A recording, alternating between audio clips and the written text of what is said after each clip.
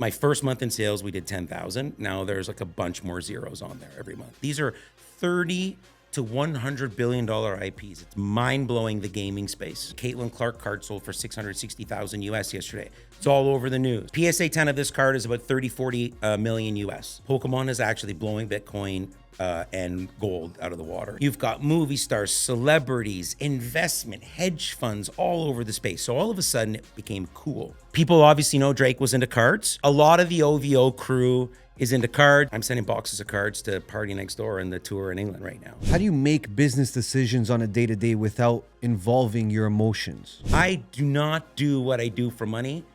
That's why I fucking win. You borrow $1 million after taking a fucking L that big, like, the belief isn't in the business. The belief is in yourself. I don't care if I do $1 million, 10 million, or I'm gonna build Mintink into a $100 million company.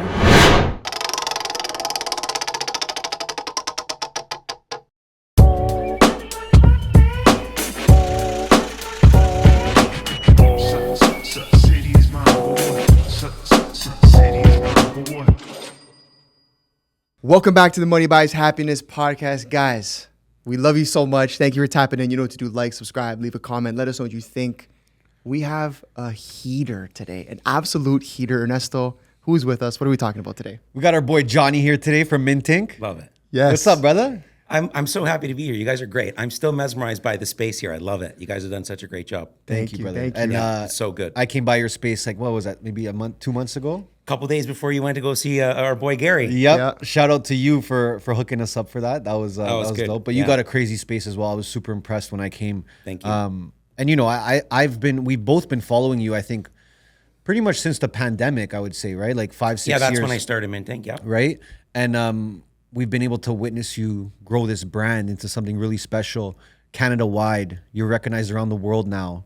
Probably the biggest in Canada, to be honest, right? It's super humbling. So definitely want to get into that. We got some fun topics as well. But talk to me. Let's go back to day one with Mintink. Okay. Let's talk about a little bit before Mintink started, what you were doing, and how you eventually started the brand itself. Yeah, sure. I love it. Okay, it's a fun question. I have I think it's like the best elevator pitch in the world. So I've been collecting my whole life. I'm a 45-year-old kid that loves toys and collectibles and all that, but I love business just as much or more. In the through the 90s into the early 2000s, we were on eBay selling. I was a card collector in the late 80s and the 90s, like most people. As that sort of stopped, high-speed internet was just becoming a thing, all this kind of stuff. And my first business in grade 8, I won a science fair for a BBS, which is a bulletin board service. So we were like, this was the beginning of the internet. That kind of segued me into the eBay selling, all that kind of stuff. We segued from video games into movies from cards to video games and movies. Started buying out movie stores. We were getting Nintendo games and Super Nintendo games. And you'd be mind blown in 2002 how much money people were paying for like 80s Disney VHS tapes. Okay. So the big clamshell revolution. We were selling, one of my heroes died this week, Hulk Hogan, but those Coliseum videos, original VHS tapes, etc. So super exciting. In 2003, I went to pursue a career in advertising. I worked at the Toronto Sun and the Star for a number of years. And then in 2009, started my own agency.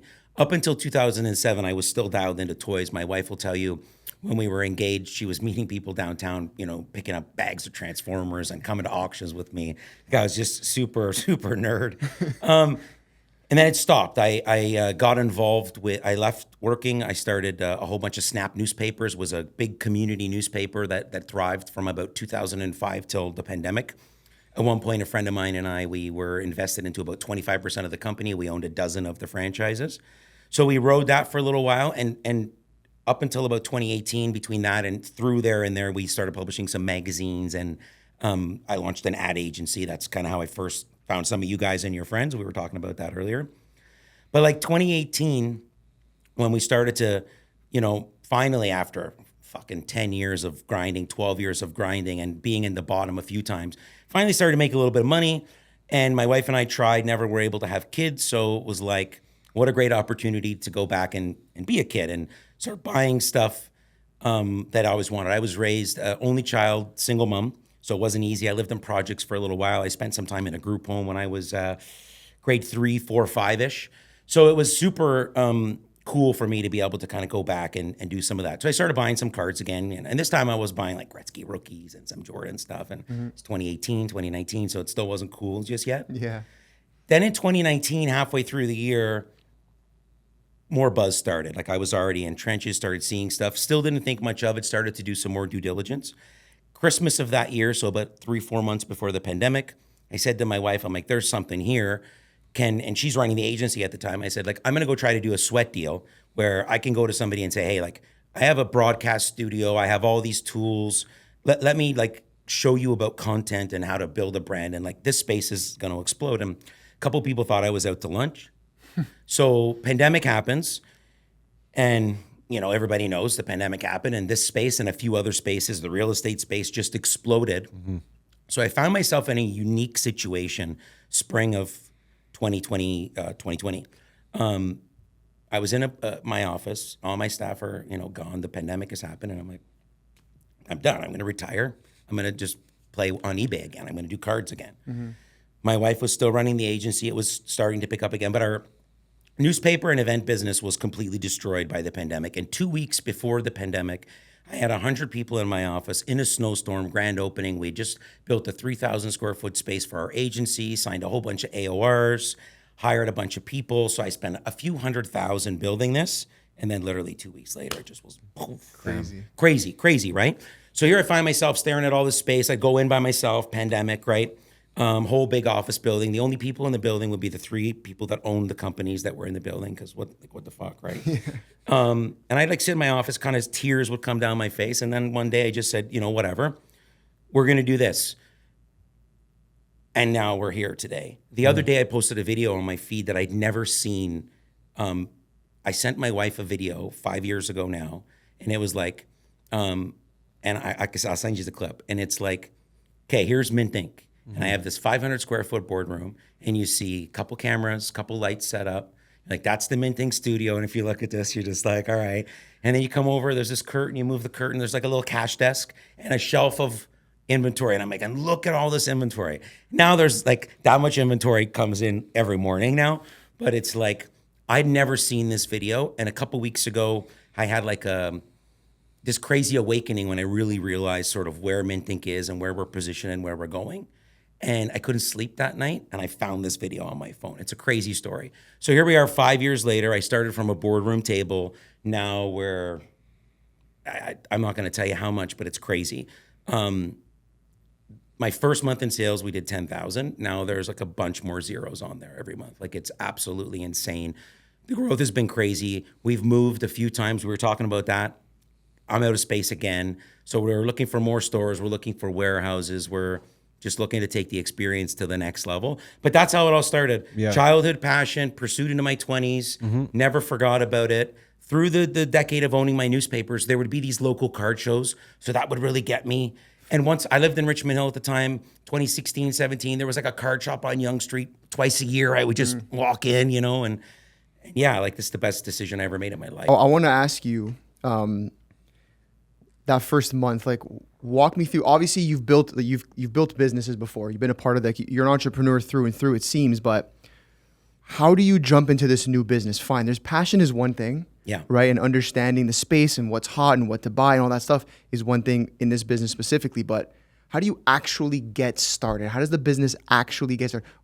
Walk us through what's day one, week one, month one. So the biggest challenge. Okay, so like this industry faces the same sort of growth challenge as any industry. If you're starting out, right, you have to build a brand, you have to find customers, you have to fulfill customer service. So the first, for me, when I'm starting any business or if I'm consulting anybody, like, just understand convenience, value, and ease are what people want today more than ever. So we just set out to build the ultimate customer experience from start to finish. We just want to hold your hand. So with that in mind, that was sort of the initial premise of okay, this is what the brand is going to stand for. Now, how do we make money? The biggest challenge in this business is the product is allotted. So it's a very interesting, it's simple economics, really. Like, the demand is here. The demand is here and the supply is here in the space. So if the manufacturers all of a sudden overnight just output enough product to meet the demand. Then the market, all of a sudden, it's, there's no excitement, there's no allure. That's how you kill markets. I mean, like, let's really quickly talk about this 30,000 condos in Toronto that are for sale right now. We build too many, this happens. Yeah. So they're really trying to, mitigate that. So you can't walk into a manufacturer or a wholesaler with a check for $20 million and just be like, hey, I want 500 skids of Pokemon. Yeah. Like, so initially that is and still to this day, especially from a growth and scaling perspective, the most difficult part of this business. With the right help, anybody can build a brand. With the right money, anybody can get customers in the door, and with half a brain, really, if you can get into process and follow them, customer service fulfillment's pretty easy. The two hardest things in this space is allotment, and then the hardest thing in any business is getting the customers to come back, right? The first sale is always the easiest. So again, if you don't have the product, really tough for them to come back. Secondhand market is insane. The singles and or people buying, Pokemon in the last decade, the sport card market has literally outpaced the S&P. It's wild. And right now, Pokemon is actually blowing Bitcoin and gold out of the water. So I've had a lot of, in my 25-year career, I've met a lot of people from a lot of different walks of life, and I've had a lot of people over the 5 years come to me with different opinions of like, are you crazy, or and now it's really starts to, like, how'd you know? How'd you know? And it's pretty cool. I knew because I never went away, and it never went away, but the tipping point happened, right? So like all of a sudden, I'm sending boxes of cards to Party Next Door and the tour in England right now. Like, it's crazy. So at the beginning, I could barely get, today I might get 20 cases of something. 5 years ago, I was getting 2 boxes of something. So that's the absolute biggest challenge. Even, the world of live streaming, you could argue like the barrier to entry in this business is, boys, let's go live on your channel, and all of a sudden you guys sell cards. Okay.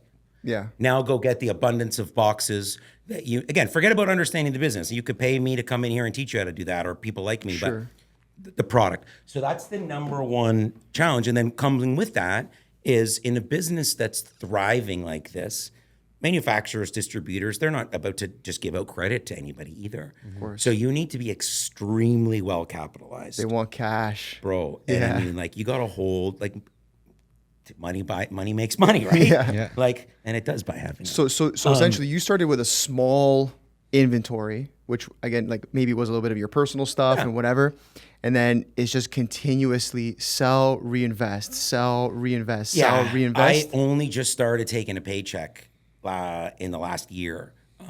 Reinvest every penny. Like, I don't do this for cash at all. I do this just because I love it, and I just want to fucking win. There's another video clip somebody showed me recently, and it's December of 2020, and I'm on a stream, and it's like on the top of our YouTube page, and it says, I don't know what the context of the conversation, but the clip has me saying, let's take it one step further. When you think of the hobby in Canada, I want it to be synonymous with Mintink. So my mission from day one, the only way I could come into this space and compete, like, there's some great brands out there. My buddy Will owns a store called Dolly's. He's got a few locations. They've been around for 20 years. He bought out his childhood store. 401 Games is a conglomerate. There's a lot of great brands and great competition in this space, like any space that's thriving. These guys have been around for a long time. So to come into a space and be as vocal and as visible as I am, and to really just disrupt the space. You know, what is the analogy? Like, the high tide raises all ships. So I kind of go into it with that attitude that says, like, I'm like a thoroughbred horse. I don't care what's happening behind me or beside me. Like, how fast, how hard do I have to, I got to work. And it's the craziest cliche, right? And your audience is going to be like, oh, every one of those guys says that. But it's like, I have to outwork the competition. Yeah. Like, when you start the race, they're not staring at the name on the back of the jersey. Do you know what I mean? Yes. Now they are. And when you looked at these competitors, Did you feel like you could do something different that they weren't doing? Yeah, so like we really came in and disrupted the space here in Canada because we and what I mean by that is because there was a lot of case studying on these brands of going in and saying like, hey, I don't need to reinvent the wheel. Let's go find out what's working and can we make it better? Yep. Can we do it better? Can we provide a better experience? But again, in order to catch them and to get the buy-in of the manufacturers and the distributors to supply us to the level where we are at now, it was very important. And I think I learned more from them. But yeah, at the end of the day, nobody was providing the ultimate service. So again, going back to like my, the days where I would coach businesses, I used to do speaking engagements to real estate agents, hundreds at a time. And I would, in independent businesses, I work with some franchise chains, going from 20, 30 locations to 100 and this and that. So it was imperative to understand the customer and to provide the ultimate experience in an industry where, again, this isn't the grocery store or the gas station. You don't need this. You want it. Yep. And people that want things and people that can afford to want things usually expect a level of service with it. And we offer like a really big degree of hand-holding. So like at any point in your journey through the hobby, whether you're a new collector or a vet for 30 years building hockey sets, my mandate was to kind of go out and actually find a way to be a jack of all trades and a master of them all. So we took a lot of time. I had to reverse engineer it, right? I'm blowing through 5-year plans in 2 years. So I'm going through that again right now where it's like the tree is shaking. When growth is wild because you learn a lot. Adversity defines character. Yeah. The cream rises and the milk curds, sours. You shake the tree, grows, branches fall off. So it's like new life. And that in business can be people. People come and go all the time. When the business is just growing so fast, sometimes it's hard to keep up. So now here we are again. This is happening, and now I have a crazy search on for some heavy duty senior leadership. Like I know now what's coming. Canada and beyond. We're going to be the biggest brand in Canada. Like I know that now. Like this is awesome. It's a great Canadian success story. Great big smile. I love it. So now I know that that's extremely important. But yeah, so that's what I had to figure out. What are you doing really good? Because I'm going to just copy you. Yeah. And what are you doing really shitty? So that's where we can focus our efforts. So as a leader, I try to be a leader and inspire, not a boss that's feared. But the bottom line is like when you go through these moments in times, it's so intense. Yeah. And I'm an intense guy. And I'm very black and white. I'm very good at telling people maybe not what they want to hear, but what they need to hear. Yeah. My approach isn't for everybody, but I mean, again, you don't do this. You don't build brands and organizations like Mintink without that kind of fire. Yeah. It just doesn't happen. And I think I know that from working with people that taught me a lot of how to do what I just did. Yeah. And I think another thing that you did really well that you continue to do is you're the face of the company, right? And you've been present throughout the start until now. So I want to talk more about your role and why you were so adamant on being the face and being out there, being online and talking about your brand. And before that, to add to his question, are any of your competitors doing the same thing? Do any of them have sort of a face to the brand to the extent that you are for Mintink? So first of all, thanks for noticing. It's humbling because it's kind of getting crazy. Which is it speaks volumes to the brand. So I was always used to being on camera. Again, like this is the 5 years from 2015 to 2020. I ran a company called Real Space Media. That's how I know Matt Campoli through that works with you guys. Big real estate marketing, lots of brand development, and I used to just preach like how to build a brand. You got to spend money. You got to be consistent, and you got to be disciplined. And one day somebody told me you can't post a video every day, and I think that was 7 years ago. I don't think I missed a day. Yep. And it paid off in volumes. So there are now some brands that are starting to put faces to them. But it's really interesting, my approach, and I'll try not to spend too much time talking about it. I don't read a lot, but I read a book called Good to Great, Jim Collins. Jim Collins and Malcolm Gladwell are probably the only two real If I've read 20 books in 20 years, there probably half of them are by those two guys. I consume data a different way. I know how to read. I don't spell. I can count real good. But anyway, at the beginning, that's what it was. I was live. I was crushing 17-hour shifts. I would turn my boardroom into a showroom in the middle of the pandemic, whether it was one person allowed in or nobody, and they were coming in through the back door or whatever. And then I'd be live from 8 o'clock at night till 3 in the morning, 4 in the morning, 5 in the morning.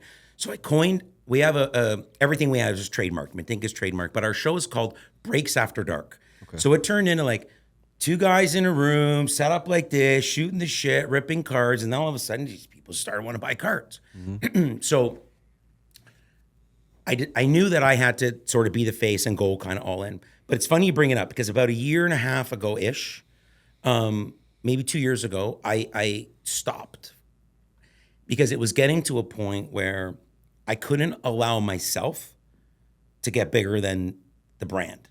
Okay. It needed to be Mintink, not Johnny. Okay. Like, I'm building legacy. I put food on 25 people. Hopefully it's 250 people soon. If I get run over by a bus, these people have to have life still. Sure. They have to have a job still. And that's sort of fundamentally the way I've built everything. Like, if you're away on holiday, my organization, like, I shouldn't need to bother you. Yeah. I want 110% of you while you're there, but when you're not there, that's your time. I don't expect anybody to work like I do.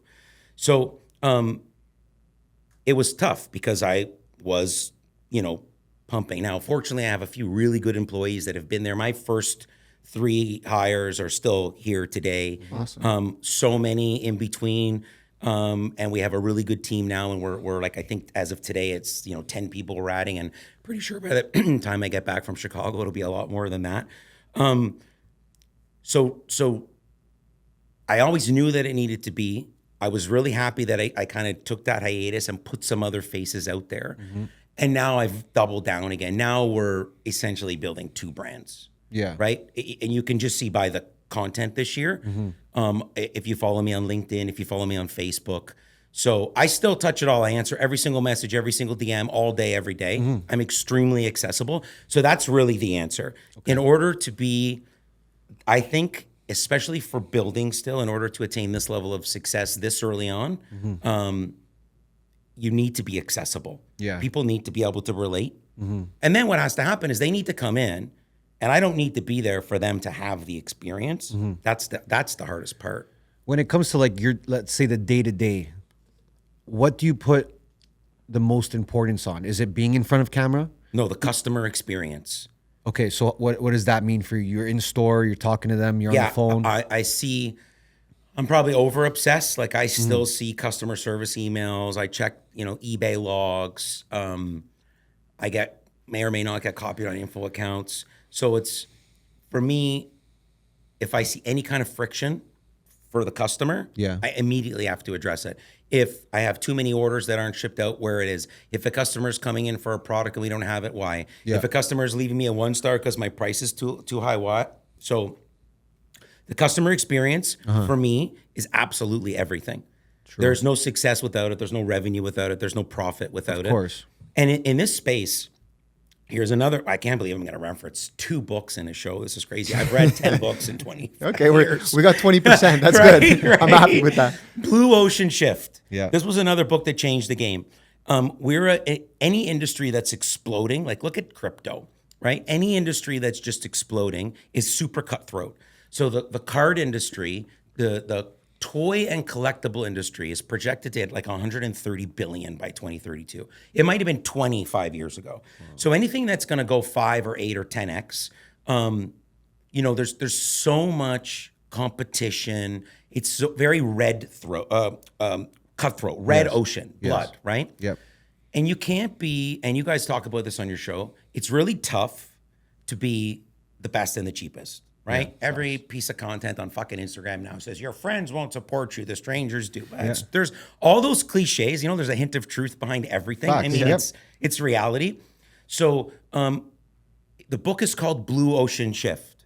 How do you take it and create something so different that there is no competition? So how do you take an industry that's so competitive and literally separate yourself? And listen, we did that at Mintink. And I'm not telling you this because I need my ego stroke, because I really do not need my ego stroke. Like, I drive a Toyota Corolla, and I got here in a minivan today. So somebody said to me the other day, like, my wife wants an R8, and they're like, why don't you just buy her an R8? I'm like, we don't need an R8 for what? Yeah. For the 8,000 kilometers a year we drive. So we built this blue ocean, and it all goes back to the ultimate customer experience. The whole value of our beliefs, sorry, like the Mintink value system is that you ask any one of my staff, what's the most important thing at Mintink? Customers before profits. Yeah.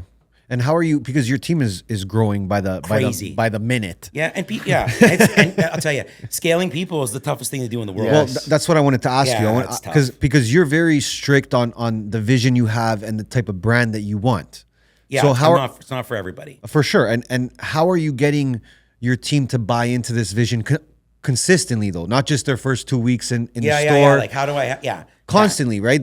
Because it is a representation of you, like the store and the customer service. Yeah. Right. So they're all kind of like a mini Johnny in their way, right? But at the same time, it's like, how do you get them to consistently act like that and consistently buy in? Work. So people are the absolute hardest part of any business is the people. Yeah. Hiring and firing costs business more than anything else. And great piece of advice. Can you say that one more time to the camera, please? Yeah, hiring and firing cost businesses more than anything else. Facts. No, that's a fucking fact. Right? 100%, 1,000%. And some of the best advice I was ever given is hire slow and fire fast. Okay? And listen, that's not easy, man. Yeah. People, and the world is so fucking soft today that people like accountability from me. You know, I have a mug, and it's a former manager of mine gave it to me. And it says, the answer to entitlement is accountability, right? So for me, accountability, KPIs, I don't want to micromanage. I don't want to be your boss. I want to be the leader. I don't want to micromanage. We have a very rigorous interview process, couple phone interviews, in-person interviews. And then it's like maybe beyond entry level, like, if I'm interviewing, it's, middle management up, and it's the third or fourth interview, and it's like, I'm not reading your resume. I just need to look you in the eyes, ask you 3 questions, and I know, did you fix your bed when you were a kid? Do you do it now? Did you do chores and earn an allowance? Right? Do you know what, and great question. And one of my mentors, Bill Bratt, name 3 adjectives that describe yourself. And people sometimes have a hard time with that. And I'm trying to hear loyalty as one of the 3 for sure, right? And then it's a matter of, so you go through a lot of people, listen, and like any other, Mintink is a very fast-paced environment, okay? And I am an acquired taste. But that's because, like Ernesto said, I drive the vision so hard. You don't grow from 500 feet to I need 15,000 and one person to 30 plus that as fast as we did without that. So it's not for everybody. We've had some amazing people come through and they're not with us today. And at the same time, I've had some amazing people come through and 4 or 5 years later, watching them grow and develop. And that's a big thing for me as a leader and as an entrepreneur is developing talent. One of my managers has been with me for 3.5 years. He just left to go take a pretty big promotion at PSA Canada. So for PSA Canada to come here and open up shop and hire one of their key managers from me is I wasn't upset. It's flattering. It speaks volumes about the organization. And if I was righteous, it would speak volumes about sort of my leadership. And I'm sure there's people out there, I have great lawyers and I don't mess around. I have a fiduciary duty to the brand and the people. So when I get fucked with, it doesn't even bother me. I just, it's just usually taken care of, and there's always haters. If I didn't have haters, we wouldn't be doing something properly. Yep. So we've also done really well bringing people in through the community. And when people start to come and hang out, they see I'm out there 1 minute and I'm like, And then the next minute I might be out there and I'm under my breath and what the fuck is that? Why is that there? Why isn't this there? Like, come on. And then I'm on the chats to the manager. So like, I'm not saying that that's a good thing. I go through these peaks and valleys. It's funny you ask because I'm going through that right now where I'm planted. I'm not as involved in the day-to-day anymore. Clearly, obviously, I can't be the CEO and the shipper at the same time. But I love it. Yeah. We're going through this again right now where we just blew through a 5-year plan in 2 years. So that's the most intense moment for me. That's when I find the best people because I'm shaking the tree right now. Yeah. So can I share something cool? Of course. Please. I went in this week and we had to do some cleanup. We hit this. It's so fucked, man. We just keep hitting these. Like I look at store sales every day and I just like it's just, it's mind blowing to me. The number of orders, the number of new business still. I mean, I don't have to tell you guys. You see it every day, the growth in the space. Everybody's starting to see it. Caitlin Clark card sold for $660,000 US yesterday. Crazy. It's all over the news, right? So I go in yesterday, I got new shipping team, we got new leadership there, and some hiccups. We're busy. A couple weeks ago, we did a few sales, and I pumped in like a week and a half worth of orders in one night on Whatnot. Whatnot's crazy. In 8 hours, we had a stream. We generated like 800 orders and 60 or 70,000 in revenue. We do these big clear outs. Wow. I'll buy dead stock. I'll buy skids. Again, got to give deals for the community. That's how we build community, right? Make people want to come back for more. Make people want to kind of tell their friends. Anyway, so I go in.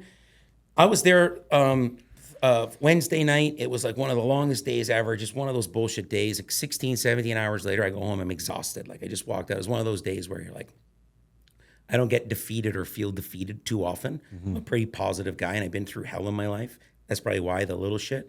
But this is one of those days where I was like, are you going to, tomorrow, we getting up and doing this again? You know, I have to have a conversation. When I start answering myself, I know I'm fucked, right? So I have this chat, and these guys are, you know, young men, early 20s, couple of hockey guys, whatever. And at the end of the day, so I go in, I do this meeting, and I'm like, in one breath, like, I got to tune these guys. But in the other breath, like my wife says to me, because I was venting to her a little bit, she's very involved and she's like my biggest support rock.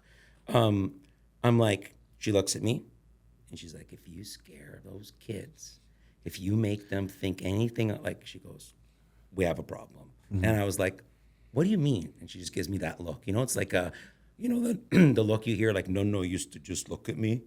I have that death stare, I guess. So I went in and I was like, okay, and I'm not a 9 a.m. guy. So I had to get up, and I was like 3 a.m. the night before. I stream all night. I'm a night guy. I do my best work at night. But got to be the boss. Sometimes I got to be the leader that aspires. So I get up, I suck it up, I go in, and I have this pep talk. It's 20 minutes. I'm like, you guys are good? Okay, I got to go. I got to go get a coffee, breakfast. My day has to start again still. Yeah. 6 o'clock that night, guy comes in, knocks on my door. Hey, John, can I grab you for 1 second? Sure. The kid proceeded to tell me that it was like the best pep talk he's ever had in his life. I said, tell me more. And he was like, it was just enough. Like, I got the point that, you know, we fucked up, but, you know, man, did you ever make me not only want to do it right, but I'm saying to them, tell me how to do it. If you think the way we're doing it, so empowering people, this is a really long answer, but the short answer, once you find them, is just, you have to empower the people. Again, you people like you and your guests, you know, guys like Gary Vee preach all the time. No one's ever going to work as hard as you. I just want to set employees up for success. Here's the manual. Here's how it is. It's so black and white. Go do it. And when I hire leadership, I want them to hire their own people. I don't want you managing my people. It never works. Yeah. Fair. And, you know, when I look at you, I feel like you live your brand. Like you're just a walking brand that you are. I feel like you don't really have, from what I see again, right? I feel like you're just always Mintink. Maybe there's not too much personal time you get, right? But my question is, because you're living the brand 24/7, how do you make business decisions on a day-to-day without involving your emotions? Because I feel like even in the game you're in, again, you've grown a lot, but you're probably still small compared to where you want to go. Oh yeah. Right. So absolutely. But you probably make a lot of hard decisions day to day, whether it's employees buying this, selling this, let's move into here. Yeah. Yeah. How's your mind clear enough to not let emotion get in the way? Because I think a lot of business owners face that. Absolutely. Where they're living their job every day, Yep. 24/7, Yep. and it's hard to kind of divide the two. Yeah, it really is. And I do live it, 24/7. Like typical, my wife, you won't see a picture of her anywhere. She's so private. And, I'm the complete opposite. Like, you take a beating. Like you just like, I was talking to you, sending you some messages I get, and you just take a beating. Yeah. I'm 46. I just turned 46.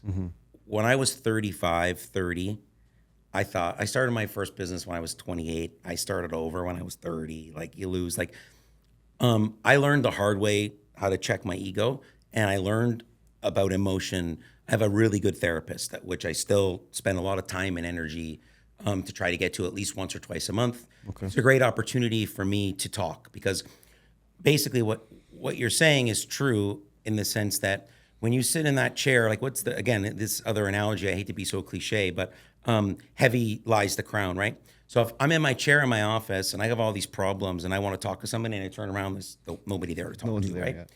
So for me personally, that's why I have, somebody taught me along the line once that you have to have 3 people in your circle from a business perspective. And that's like people that you can mentor and people that mentor you. But most importantly is in the middle, and it's people that are on your level that you can talk to and you can have conversations and that will give you like unbiased, hard, hey, that's not going to work. Like it might be fucking sound great in your head, but it's not going to work. Most of the bad decisions I've made in my entrepreneurial and more importantly in my life were based on emotion. I'm probably one of the most emotional people you will ever meet. I'm a spoiled only child. I'm extra dramatic. I tell people this is crazy. And I was a twin. Unfortunately, the twin, she didn't make it at birth. So I mess people up. I'll be like, well, I must have ate her. And I'm like, that's where I get you don't even have to edit that out. That's where I get the drama. And I'm a crazy Southern Italian on top of it. So I have every single one of those stereotypes. The hardest challenge in my career, and I think the last 5 years, it's been the thing, being a better me. Mm-hmm. The same person that told me hire slow and fire fast said, be a better me is the other kind of side of that. Mm-hmm. I've just learned, and it's taken immense discipline. I don't have that level of discipline in anything else really, to just take a deep breath. And then I also, as we've grown tremendously, I've opened it up, and I have a couple of great partners that I make sure are involved. I have a board of directors.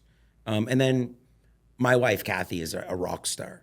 She, oh man. How is that working with her? So it's challenging.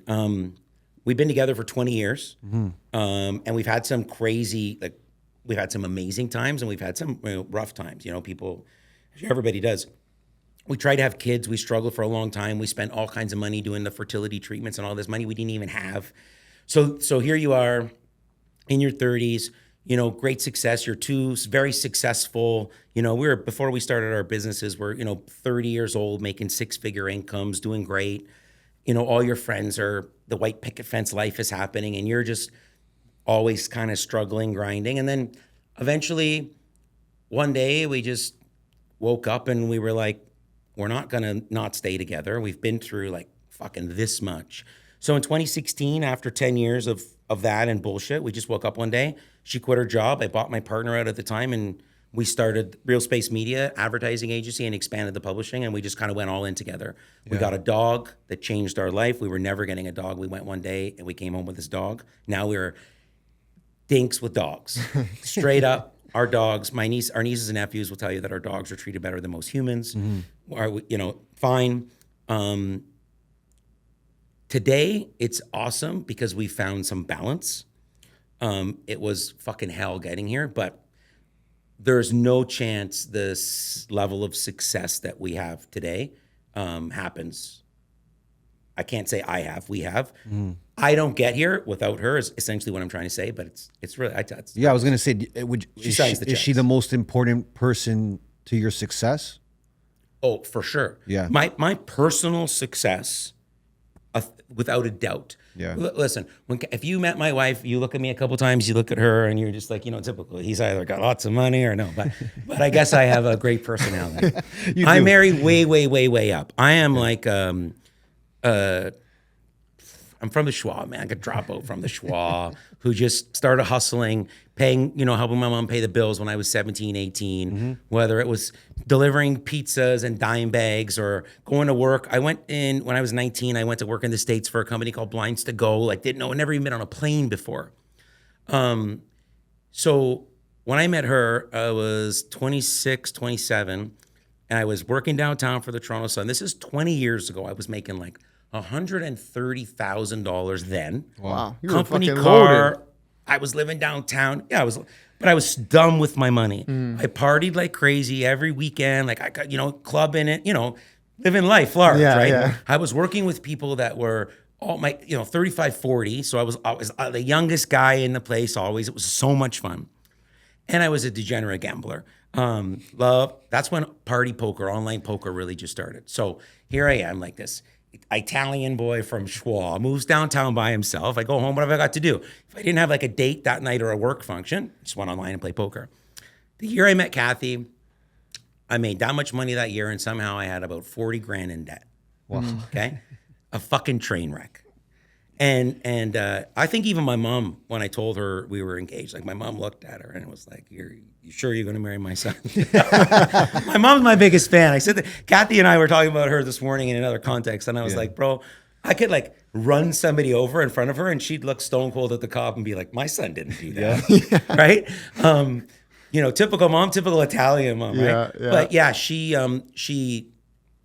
whatever that day, like the world changed for me. I would never... but even that, like, that helped me just the road. But I had never really had any structure in my life before that. So I was getting my MBA in my 30s. Instead of going to Ivy, it cost me like $1 million to just live and learn a few businesses. But yeah, without her and without really learning, and listen, there's a lot of people that tell you he can't control his emotion. Like those people 5 or 6 or 7 years ago would not be able to. I was a disaster. Like, Yeah.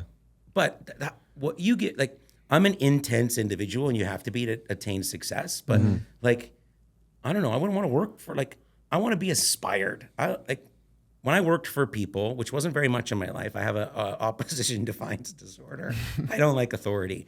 I worked for people, men and women, that had the fire. Yeah. And that's what gave you that. Fuck yeah. But I want to just quickly back to working with family. Just give us a little bit of advice, because Ernesto and I, we brought both our sisters into this company. Yeah. They're both owners of the business to their own extents. And we see it two ways. One way, it's like I wouldn't trust anyone else but family.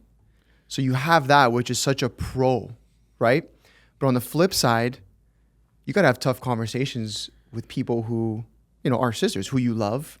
And there's a bond beyond the business, right? And so there's a balance that you got to find where you got to remove emotion in business. So what advice would you have for us as we continue to grow our empire, working with family? Yeah, it's really tough. And especially when you want to kind of scale up because of that, having those really tough conversations. I can't tell you how many times in my office, whether it's, Kathy or you talk about family, my partner group is a family, and they're like family to me. So same thing. It's not always the easiest. I've had people come in my office and we have this chats and they have, they're literally leaving with tears. I didn't raise my voice. I don't swear, none of that. But, it's just hard truths. It's really tough. Like I get my most nervous. You could put me on I could get up at the ACC in front of 30,000 people. I wouldn't have a bead of sweat. You sit me down in an office where I got to sit there and tell, Kathy or one of my partners, like, sorry, but yeah, you just can't do this anymore because you're just not like we just need better. So I try to put it in this context. Like I'm pretty soon, like we're growing so fast that I bet you this time next year, I'm hiring a president. Like if I'm going to go open a whole bunch of stores and grow employees, so now I'm telling myself that. So the problem is as humans. So sometimes I've been told I lack empathy, which is not the case. I'm actually over empathetic. I'm just really good at turning that off and telling you, no, the fucking pen is blue. Like you can think it's red all you want, but we can't have this conversation anymore. The first time it was red, the second time it was red, the third time it was red. So, it's like I'm gonna give you another analogy. Like the first time you make a mistake, it's a mistake. The second time you make a mistake, it's a choice. Don't make bad choices, right? With family, it's the toughest. Now, I was an only child. My biggest problem, and this is what Kathy and Freddie will tell me all the time, is I don't know how to fight. I don't know about how to bicker with a sibling. I don't know how to like brawl you and 2 minutes later it's okay. So I think that that's an advantage to me. I was going to say, that's actually probably better that you don't have that. Right. So I come across like, again, I'm usually often told an hour later, oh, you were right. And I don't want to be right. Just your approach. My approach is I just saved you another week of sulking. So it's really tough. My therapist has helped me. Man, a couple years ago, I had employees steal stuff from us and go start a competitive business. And I could have destroyed them. The amount of like contracts I had in place that they went above and beyond and stuff that they discussed with each other because it was clients and staff that were just spiteful because of what was happening. And I listened to Kathy, I listened to the therapist, and I just let the cream, like I said at the beginning, the cream rises, the milk sours. I'm not going to speak to it now, but we're doing pretty good. Not too sure where they all are. But the only piece of advice I can give you is when you're talking to them in that scenario, like, and clearly, like, obviously you guys are at the totem pole matters in business and you are at the top. So like Ernesto said, if you guys are the ones that at the end of the day are signing the checks and making the toughest decisions, then you need to be able to have those conversations. And in the perfect world, we hope you never have to sit down with your sister and be like, hey sis, listen, I love you, but fuck, man, you keep fucking up. Yeah. But to avoid that, and this is what I'm going through this time with this growth, is the best piece of advice is like, you are the only two people here that should be wearing multiple hats. There's nobody else that should be wearing multiple hats. Yeah. So I have guys wearing multiple hats and I'm streamlining them, and like every fucking week they just get better and better and better and better. Yeah. And what happens is they then become part of this like central hub of information. So the new person, has an information source. Anything you need to know is here. For that one aspect. Right. Yeah. So the biggest thing is my advice, and it goes with any employee, really. Like, I'm going to give you another one. Please. I'm going to look at the camera for this. Yeah. So we don't hire we don't hire jobs for people. We hire people for jobs. So another thing that really messes you up is, Joe wants a job and you're like, yeah, okay, Joe, I need a spot in my warehouse. But if Joe's not a warehouse worker, if Joe's never worked in the warehouse, why is Joe going? So like, sorry, Joe, what do? You're an engineer, computer engineer. I don't have any coding jobs available right now. You're a retail expert. I don't have any retail. If you were an order picker, I have a warehouse job open for you. Yeah. So like, just don't do favors for people. I don't ask for, so I'm the worst client. I don't ask for deals. If you tell me it's 1,000, great. Here's 1,100. Don't miss the fucking deadline, because I'm the worst. Because my entire life is predicated by accountability. I was like the worst child growing up. I was in foster care, group home. I took the short bus to school. I was in a integrated classroom. Behavior. It was in the 80s. It was a behavior assessmental class. I sat in a fucking room with 6 other kids that were medicated. I wasn't, because I just had this temper problem. I learned later it's just passion, right? So again, I don't ask for favors because I don't want favors. You respect me, we can be friends, but this is the other piece of that. This is where I go with this. And a very good friend of mine, Giuseppe, who was extremely successful, and at the beginning of our relationship, I never really understood him because of how fucking hard ass he was. But it's business first. Has to be business first. No, but you make such a good point, and it's funny. I was having this conversation with my girlfriend the other day, just about family and work and all these things, and she's like, "Oh, you might have told this person in your family or this person in your business like that something should have been done this way 6 months ago, 2 weeks ago," and then finally when it happens, she's like, "Do you ever get told like you were right? Oh shit, you were right?" And I go, "Sometimes yes, sometimes no." But I don't even care to be told. You don't need to be told. You know what's crazy? I actually cringe at being told I'm right. Yeah. I'm more just like, okay, shut the fuck up now, and just yeah. do what I said 6 months ago. I can't tell you how many I times. cringe. So you don't like when I tell you you're right, bro? No, right? no, I don't like it. I actually, Bro, you're cringe. right, bro. No, and which is fine, right? But I'm saying it's even like family shit, No, whatever, it's right? 100%. Because No, I'm fucking with as you you. become the leader of a business, and families have leaders too, Yeah, right? yeah, yeah. Sometimes people want to listen, as they don't, whatever. You know, you guys know who you are, and then it's like, oh, you were right. And I'm like, ugh. I can't tell you the amount of grosses me out. emails, bro. The amount of emails that I've signed off said like, I don't want to be telling you I told you so. Yeah.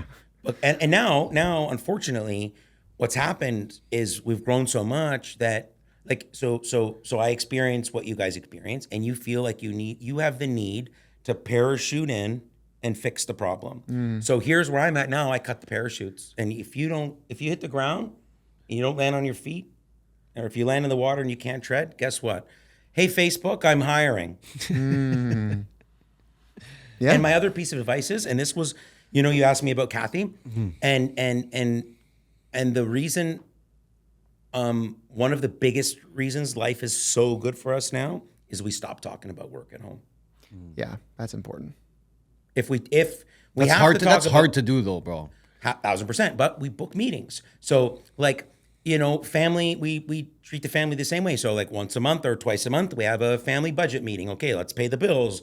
How much money did we spend on the dogs? Like, how much money did I spend on Kush this month? How much money did she spend on micro needling this month? Like, Yeah. okay, great. Pay the Amex. Let's go again, right? Yeah. Like, so, but we try to just, like today we're gonna go from here. I took the day off. She's going camping for a few days with the girls who camp. It's crazy. It's a bunch of 50-year-old women that get fucked up in the woods. It's awesome. They have a blast. So I'm like, yeah, okay, whatever. We'll go to Longo's. We're gonna watch Happy Gilmore. Like, no work talk. Everything's done. She sent me a few emails this morning. Awesome. Like, see you Thursday. Yeah. And I'm gone to Chicago. But that's the other thing. We're both extremely independent. And so she'll leave tomorrow for camping. I'm on a plane Tuesday to Chicago before she even comes home. I'll see her Sunday. Yeah. Which is cool. We'll talk, whatever. It's just like, it's all good. But I think that comes with, like, I hate saying this, like getting old. Like, I'll tell you, lately it's really hit me how much I just don't give a fuck what anybody thinks. That's probably been the biggest delta in my success. And it's how I'm able to have these hard conversations with people, because I'm just like, and quite frankly, and there's not many, but one of the silver linings of us not having children is I don't have university bills coming and weddings. It really, at my age, and you guys will figure this out in 10 or 12 years, like, it changes, like having responsibilities like that is big on people. So, I mean, granted, I have 25 and growing every 2 weeks checks I got to sign. So in a breath, I am very responsible for people. So I think that's been important for us. And he's, again, my hero, Hulk Hogan, was one of my absolute heroes in life. Yeah. Died this week. It's funny because I've loved this guy since I was a kid, and I posted about him this week. And this is how much I think the world is fucked up, and like I really don't pay attention to it anymore. I'm posting about him, and I'm reading. Like, first of all, find me somebody that died that you saw more love on social media across like every algorithm. You gotta love, yeah. But then I start seeing people talk about his problems, and like Hulk Hogan, not Terry Bollea, but Hulk Hogan, like, and even that, like I never even thought about, okay, he loves Trump, or okay, people thought, accused him of being a racist or whatever. Like, what am I to you, or what are you to him? Like, I mean, everybody's got a fucking opinion of everybody else. Anyway, this is this world we live in today. It's so bloody soft. And I kind of saw that this day because it wasn't crossing my head when I posted this. Are people going to think that I'm a racist or a Trump fan? And I'm like, no. Some of my best friends are every color in the world. And you know what? Trump's a pretty good businessman, but like every other politician, they're all whacked. Yeah. So it's just like left, right, middle. So anyway, that's probably been the coolest thing of this awakening that I've had. It's not just about making money and growing a business. It's like taking a step back. Yeah. So that's the approach you got to take with your family. Just remember, don't talk to your sister about work when you're at her house, or when she's at your house, or when you guys are at the dinner table. Like, if your parents are asking you how's business and you guys had the shittiest fucking day in the world that day, you somehow got to put the face on. Yeah. Because then your parents go, oh, they're fighting. Oh, this isn't going to be good. Damn, that's a tough one. That's one I have to learn a little more. And actually, my sister does it more than I do. Women are better at it than we are. No. She talks about business okay. at the table more than I do. Yeah. Fucking crazy. It's probably because she's excited too, passion. For sure. Yeah. But yeah. But it's good to get trained. Yeah. Get yourself disciplined into that because there is gonna be like if you guys double up again, I promise you, there's lots of fucking problems. On They're already here now. A really good one, a good friend of mine who's a global CEO running a huge empire. He says to me one day, we're out for lunch, Johnny, so happy for you. He goes, one thing you got to remember: the higher the highs, the lower the lows. Facts. And I've been at the bottom of the fucking Grand Canyon a few times in my life, so it's true. It's just but ride the waves. Yeah. While you're on top, enjoy it because there is no guarantee you're staying there at all. Facts. Agreed. Let's talk a little bit about business, Sure. right? Let's go. Give us an idea as to year one rev compared to now. Oh, An idea. You don't have to give us the exact number. No, we want exact sense. We want the Hold on a Excel's second. out. I just want to give the audience a picture of how much you've grown because it's very impressive. Yeah. Sure. From year one to now, it's like 10x. 10x. Damn. Good for you. Yeah, it's crazy. Was there a moment where you felt like this was really working? There's been a few moments where I wake up and I was like, what the fuck? Yeah. And I'm going through one of those moments again right now. Like, I can't really talk about it, but I'm hoping, well, you guys are going to come visit me or I'll come back here. And because I told you, I want to sponsor you guys, but we'll have that conversation another time. Like, Mintink needs to be a part of this, but it's happening again right now. Yeah. And you have these eureka moments in business and you're just like, And how do you act when that moment's happening? I make an appointment with my therapist so I can ground myself. Okay, you don't get too excited. You I'm fueled by, like I'm going to Chicago next week. My staff will tell you when he's away. Yeah. Because when I'm away, whether it's travel for personal or business, I disconnect completely. I am really good at that. My wife and I were in the Bahamas last month for 4 days. For 4 days, I didn't answer an email. Okay. Wow. That's the only balance I get. Yeah. But I'll come, so they'll be like, he's away, it gives us a chance to catch up. I'll come back and I'll just be like, so I said this to somebody yesterday. If this is the gate, I give you the analogy about the thoroughbred because do you understand why a thoroughbred wears blinders? It's because the horse is so focused, but at the same time, it's like ADD, the horse, just like probably all of us, right? For me, for sure. The minute something is in the horse's peripheral, the race is over. Yeah. So right now, I'm this thoroughbred doing this at the gate. I can't do that analogy any better. But you don't have to clip that either. That's getting clipped for sure. So it's like that's how I feel right now. Okay. So when I feel like that, I right away take a step back, take a deep breath, and I just start to that's when I know plan is expired. And if you plan to fail, you fail the plan. Let me ask you this. It's very tough to contain yourself. When you are in a moment like that, and let's say you find something that's like, okay, this is really working, is it pedal to the metal Always. on that? In business, there's one delta that you cannot buy, you can't mine it, you can't create it, and it's momentum. Wow. When you have momentum, full steam ahead. And this is, okay, again, cliche, but listen, if I can inspire anybody today, I'm going to tell you something. I work literally, a short day for me is 10 hours. Most of my days are 12, 13 hours, and I don't stop. I eat at my desk on a Zoom. Most of my Zoom calls in the morning, I'm smashing a yogurt or something. I have never been happier in my life. The smile on my face has never been any fucking bigger. My worst days today are better than some of my best days yesterday. Wow. I found something I love. I don't care if I do $1 million, 10 million, or I'm going to build Mintink into $100 million company. Doesn't matter. I'm so fucking happy. I'm so in my element. Do you know why I know I'm going to do it? Because of that. Like when you do something, literally your entire fabric is consumed of it. Most people, it's like, you're dead. You're so drained. Bro, my sleep score is like 85 every night. Life is so good. That's how you know you're crushing when the sleep score is above 80. I don't you're dream good. because I smoke too much, but aside from that, What's the Kush score at? bro, the score's pretty good, bro. 300. I stopped drinking in my mid 30s. I used to like vodka and tequila a little too much, and I used to love to party, and I still do. Vegas is for that now. I like wine, and I'm a wine and weed guy now. Nice. Okay.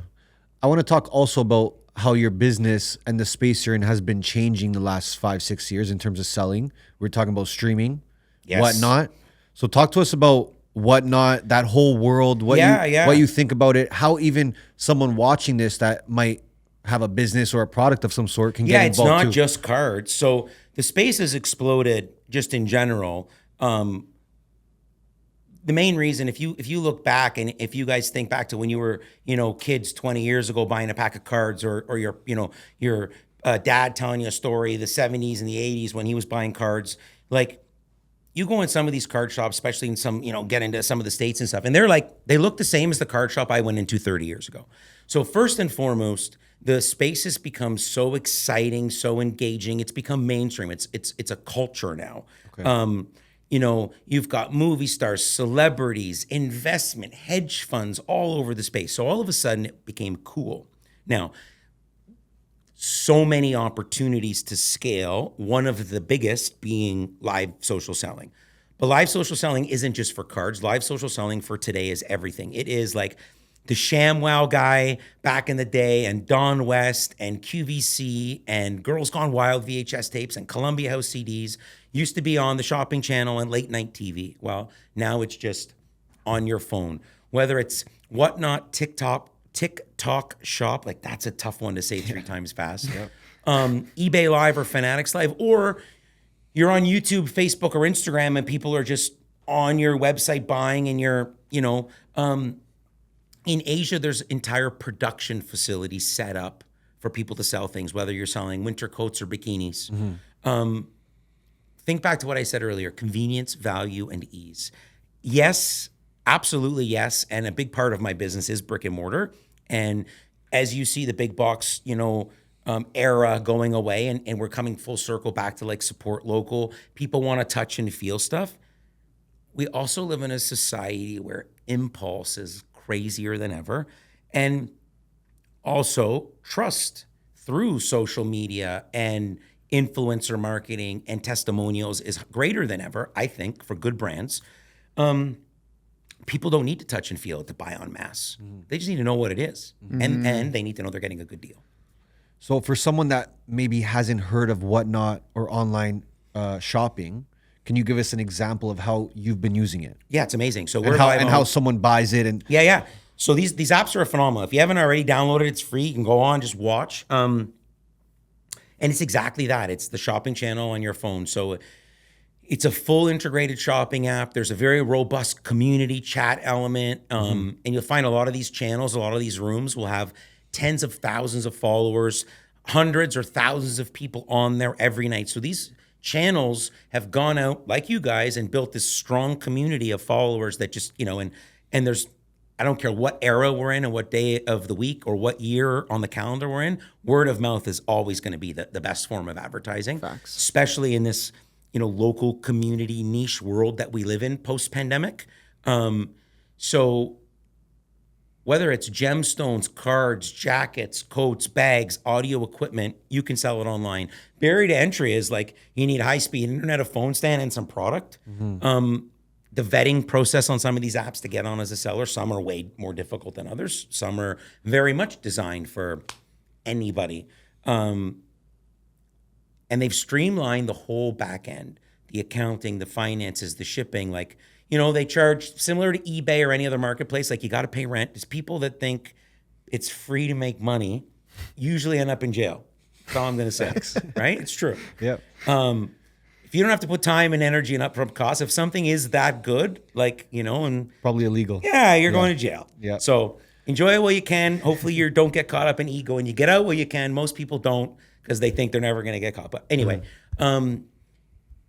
it's so robust. It's so amazing. They make it so easy. If you can talk, you can sell online today. Anything, pencils, pens, whatever, water. Yeah.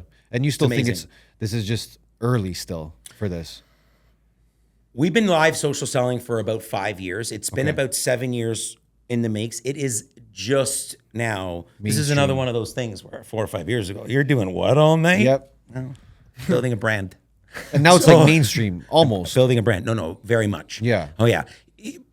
Conglomerates like Chanel and Gucci and Canada Goose will sell products on sets in Asia already. Wow. It's happening. Again, if I scroll Whatnot right now, there's 100 categories. Automotive, audio, video, rocks, jewels, gems. People doing garage sales online.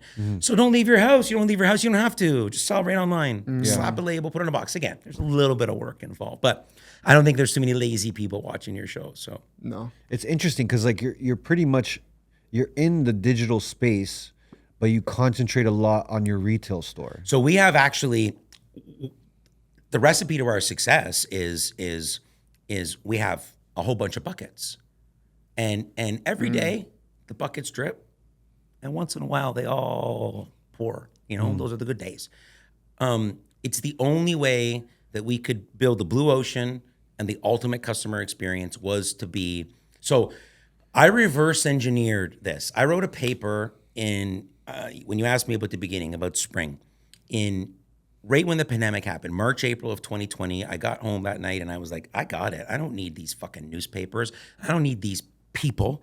I was in the business of putting people on maps. Tens of thousands of audiences monthly, front pages of newspapers. So politicians, philanthropists, you know, they loved me. That was the business I was in. So I always understood, you know, the power of being the kingmaker as opposed to being the king, which was also really helpful in diversification of the brand, you know, not making it just about me. But like you get on these waves and it's like, you know, the difference between a trend and a fad, right? If it was a fad, I wouldn't be telling you it started 7 years ago and it's just getting going. Facts. Right? It's just getting going. And yes, we live stream 7 days a week.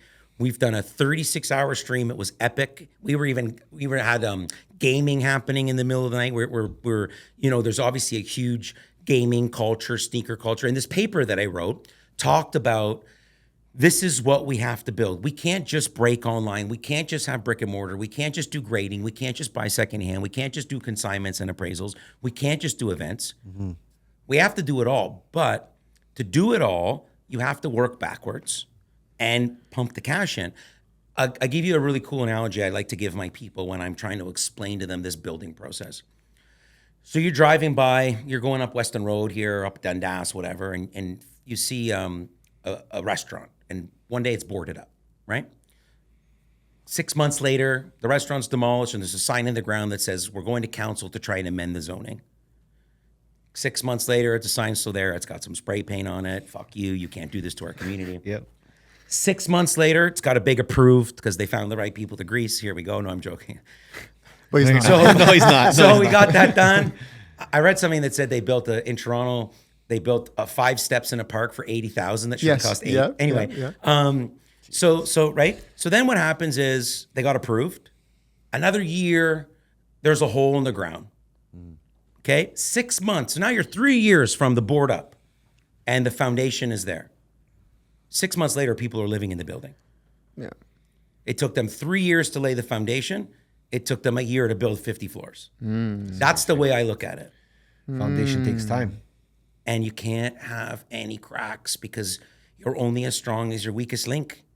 So that's ultimately my job, is to build the brand and keep pushing it forward.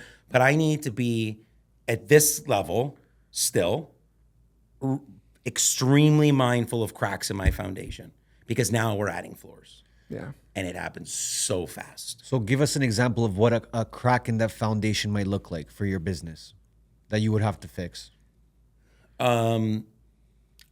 Product shortages, shipping delays, Okay.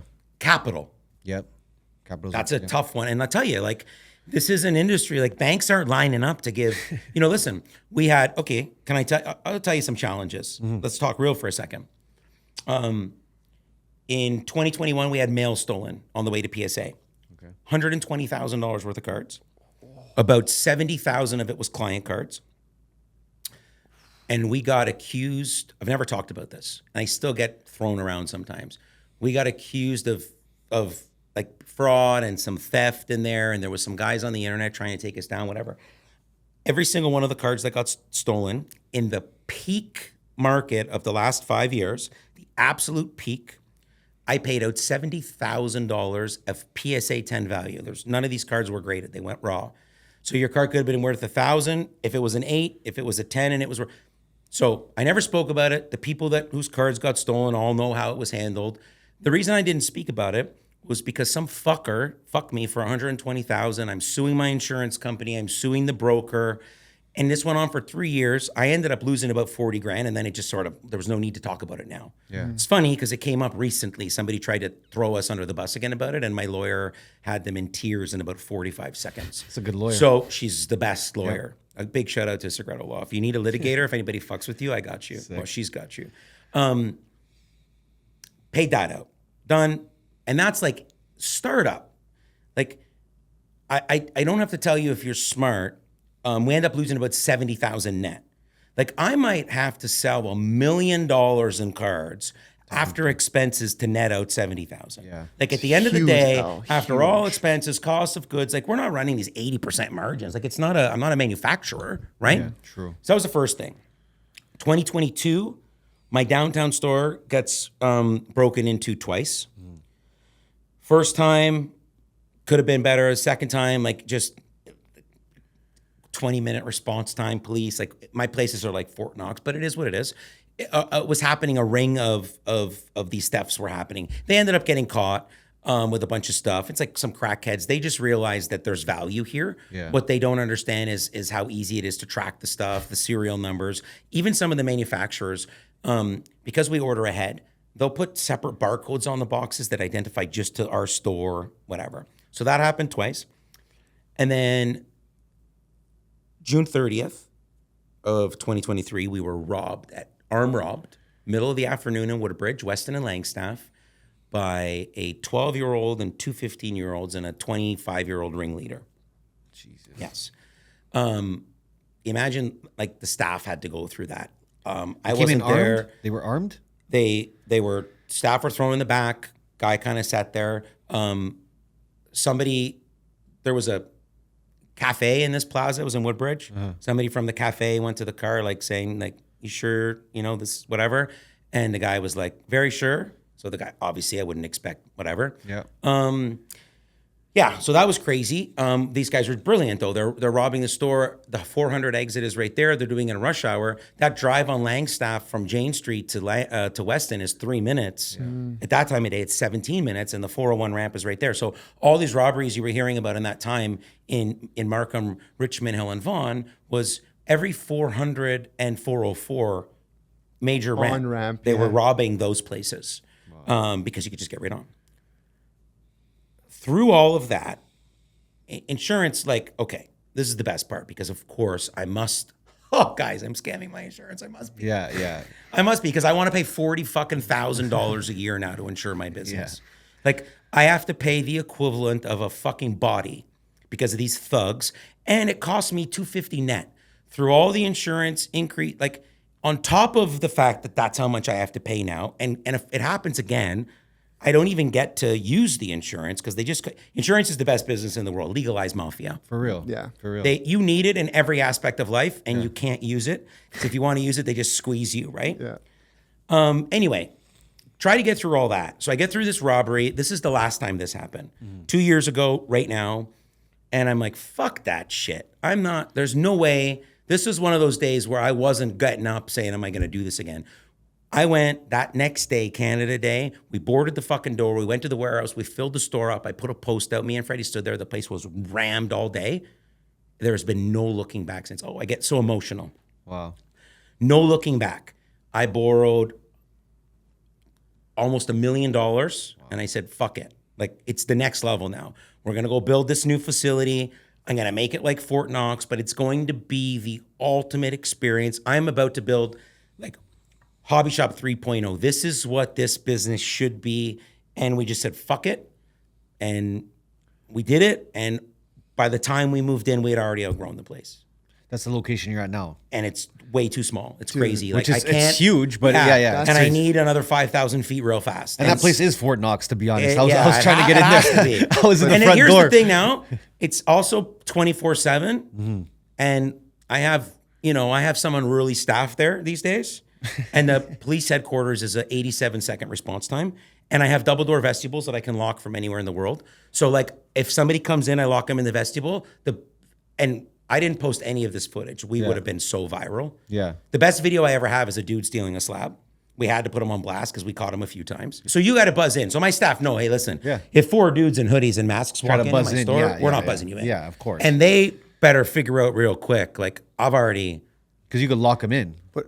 and my place is designed, you can get out, but you can't get in. Yep. So every space they get in, even if you drive through the front door, I'm replacing some glass. Yeah. There's the bullocks there, everything else there, doors, and it's fully monitored, full. But again, it is really fucking hard to make money in business. Yeah. People think I golf every day. And like I said, or somebody comes to me, where's your Ferrari? I'm like, you're looking at it. Yeah, that's your Ferrari. I'm in for millions of my own money. But I want to. And I never had millions to put in. I found it. I got it. I scraped. I clawed. Every penny we made just went right back in. But like I want to really give you your fucking flowers. Like to be in a position like that, that is when it's the easiest to be like, fuck this. I'm not doing it again. Yeah. To go and borrow $1 million. First of all, the size of your fucking balls are huge. I can see them poking through your pants right now. But those are just his legs. but like my 52 Mickey Mantle shirt. But like, holy fuck! Yeah. To have that much belief in yourself, forget the business. Like, you borrow $1 million after taking a fucking L that big. Like, the belief isn't in the business. Yeah, it was the belief crazy. is in yourself. It was not quite $1 million, but more than 500. So big risk. And listen, I gotta tell you, again, my partners, my wife being one of them, we're all believers. Because, I assume the brunt of the risk, and I'm the one calling the shots and everything every day. But it takes a village. Of course. Right? Of course. And a great therapist. Mary Morano, big ups. And I want worth every penny. You made a point, and I had a clip like about this go viral a couple years ago where I was trying to explain to people like how much it can suck being an entrepreneur and a business owner, and what people don't realize is like, okay, great, your business did $500,000 in revenue. How much as the CEO or the guy at the top, the founder, the owner, how much did you take home? Yeah, not peanuts. Much. Zero. Yeah. Peanuts. Sometimes zero. Sometimes zero. This is what I'm trying to say. You're like, barely buying yourself a job. People go, oh fuck, my business. Like, oh my god, you guys did multiple 7 figures. It's like, sure, we did, right? In revenue. Yeah, revenue. How much did we take home? And you're paying like interest costs and building costs. So it's one thing to make money.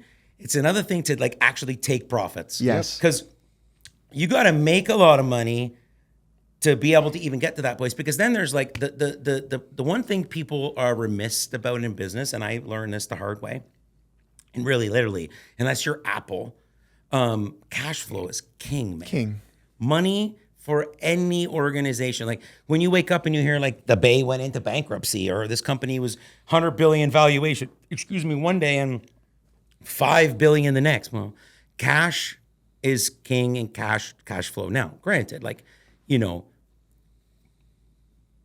passion and the love only takes you so far. Like, I'm going to tell you, like, listen, money is great. And if you don't abuse it, I'm going to be so cliche as ever. Like, money does buy you happiness. You know what happiness money buys for me?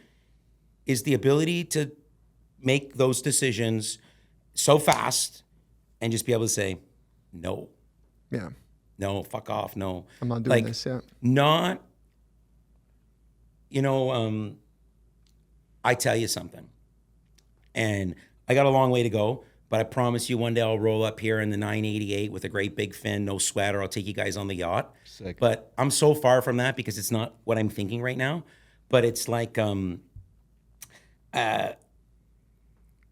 it definitely buys it's not even about freedom. There's just a headspace. I'm realizing now, like when you're, and you know, it's crazy because I don't want to get into politics. I was am very big into politics, but like if you go back to like JFK, they killed him because he was too much for the people, and people will be consumed by debt and all this and that. Like not being at the mercy of anybody.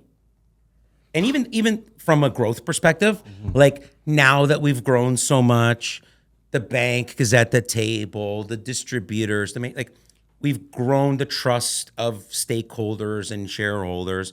So like the more you grow, if you do it properly, risk gets mitigated. But listen, these people don't help if all you're doing is taking your money out. Yeah. Like the bank's not giving me money if I'm rolling around in an F40, but I want $1 million to go build another building. Like they're gonna say, well, what are you doing? Right? Now they'll say, wait, listen, you've done a lot. Let us help you.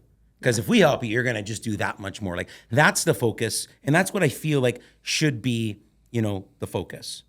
I agree. I agree with When that. you can get to a point where you're running your business, I travel a lot. When I'm not like using Amex to try to get points and this and that, because we can just pay with the cash, like that's when you can talk to me about how much profits I'm taking. But you made a point. You said you had to pay out, call it $120,000 loss. Upfront. You said for anybody that knows, we got to do about $1 million in revenue to be able to pay that out, like from a profit perspective. So that just furthers the point of, look, to make 100 to 120 profit, That's like net yeah, right. you got to do $1 million in fucking sales. And People think you it's might have fun. to do more, and you might have to do less if you're Nvidia. But Yeah. it's like it's a really cool thing as I grow and learn more, and have a great finance team. But one of the things I understand more now than ever is how important margin is, because it's really about margin. Okay, I'll use round numbers. If you have a 30% margin business, for every $1 you sell, right, it costs, your cost of goods is 70 cents. 70 cents, yeah. So you have 30 cents left. But cost of goods is just the price of the bottle of water. Now working backwards from 30 cents, and let's forget about all capital costs. We're not building a building today, we're here. Okay. So I've got to pay my rent. I've got to pay my payroll. I've got to pay all my subscriptions, all my services, all my streaming platforms, all my IT. Something broke that month, I have to buy it, right? I have to pay every other expense. And then whatever's left, and most businesses, if you're getting at 12, 14, 16% EBITDA, I think that's pretty good. So you do $1 million in sales, and probably maybe I'm paying myself a paycheck in there, sure. Yep. But yeah, you're doing $1 million in sales. Is there 70, 80? You know, if you're a high-end service or tech company, maybe you're getting 60%, but even still, like you're selling $1 million to make 50,000 or 100 or 200,000. Like grand scheme of things, I know how much I would get paid to go do what I do for somebody right now, and it would be a lot more than that. I was just about to say, but even then, like, can you say, okay, maybe I have a salary in there. You're not paying yourself a fucking $1 million a year. Do this Yeah. for money. Yeah. It's That true. has to be a bonus. I do not do what I do for money. That's why I fucking win, because I'm not the smartest person I've ever met. I'm fueled by passion. Clearly, you guys get that. Money, you know, being comfortable, paying my bills, and not having financial hardship is absolutely priority number one. Yeah. But if just money was my primary focus, the brand wouldn't be what it is as fast as it became. Yeah. Like, I really strongly, firmly believe in business that it is 1,000% a marathon, not a sprint. And we're building lifetime value. Like you're 14 and 40 today, it's father-son combo, let's say. Where are you when you're 20 and 50? What am I selling you? What am I selling the 35-year-old kid 15 years later when he's like, my dad used to bring me here? Cool. Like lifetime value. Yes. That's what I'm after. Long-term vision, baby. Maybe that's it. Should we get into some of the fun stuff? We 'Cause I got wanna rapid, open these we got cards. some rapid fire too. Yeah, whatever you guys Yeah. want. I'm gonna I told fire you I up talk rapid- a ton. No, this is, dude, the value. Okay, let's in do the everything you're rapid saying is fire. crazy. Fire and it then off. we're gonna Let's do go. some rankings. First one, most overrated card brand. Most overrated card brand. Oh, wow. That's a tough one. Well, He's like, I can't say it. I'm going to say Panini, because they lose in licenses now. It's going to be tough for them to compete with Topps and Upper Deck. Aren't they Italian? Originally, yes, but they're you know, They're Shout out American Panini, now. bro. they're Panini's. They're Italian based. They still print billions of stickers. For sure. Yeah. Most iconic rookie card of all time. Michael Jordan. Or actually, what am I saying? This one right here, 1952 Topps Mickey Mantle is the grail. PSA 10 of this card is about 40 million US. There is, What? I think, 2 or 3 known in You say existence. million. The owner of the Arizona Diamondbacks, I should have brought the book. I didn't prepare it today. Sorry, guys. Has one of the craziest card collections in the world. It's like a 9-figure collection, 100+ million. He has one of these. If you find it on Instagram, you'll see like an armored truck takes it around. That card, 20 to 30 million. No, not 20 to 30, 35 plus. Okay, Oh my my bad. Now, hold on. Honus Wagner, T2206. The highest grade is an 8. It's never come for sale. They say it might fetch as much as 80 million. So it's tough to say. But this is the most iconic. We didn't say value. Yeah. And it's right there with value too. Damn. Technically number 1. One card that you regret selling. Oh, man. Michael Jordan Master Collections. Why'd you sell it? I paid $15,000 and I sold them for 50. Yeah. And I had 2 of them. Oh my God. What's the craziest card that you pulled at Mintink? Yo, we've pulled so many big cards, but one of the coolest cards ever. One night, 2.5 years ago, we were ripping Topps Dynasty F1. This is a $3,000 box for one card. And Ian Poulter, the golfer, was in my stream. He bought a box. We hit a 1-of-1 Charles Leclerc. If you know about Ian Poulter, he's one of the biggest Ferrari collectors in the world. I flew to his house. I have a picture in his garage in between 2 LaFerraris. One of them's in a Preda with him and his kid in this Charles Leclerc car. Anyway, we turned him into a card nut. He did golf cards with Liv. He signed his 101. If you pull this card, call me, I'll buy it. And there's like this whole clip. He gets pulled, the guy buys it. 101 Charles Leclerc. But we've pulled a whole bunch of $10,000, $20,000 cards for sure. But that one was so epic. Oh my God. Okay, let's say Drake walks into the store. What card are you giving him? So probably Kobe or MJ. Like a Kobe or MJ auto I would have. Right now we have 3 LeBron James logo man right now. The set from 2016 from his jersey when he won the championship. I have them for sale for $250,000 US. We've had a few offers. You know what it's like turning down $230,000 US? Like, dude. It feels so good. Oh my God. You know you made it when. But that's the kind of stuff that Drake. Now, people obviously know Drake was into cards. A lot of the OVO crew is into cards. Shout out to Rocks. OVO Rocks is a huge proponent, big partner of Fanatics. He's buddies with Mike Rubin. Party Next Door, huge card guy. He had a post a couple weeks ago. You saw the Mintink blade in there. He might have some more boxes hitting the UK on tour. So low key, guys like Drake and his crew and Logan Paul, they love this shit. Yeah. Love I'll it. say something though. I know LeBron. I know Drake does not want the LeBron cards anymore. Not right That's now. a He guarantee. chased the logo man forever and someone else hit it. He spent $1 million trying to find it. Wow. And then I think it sold for like 1.7.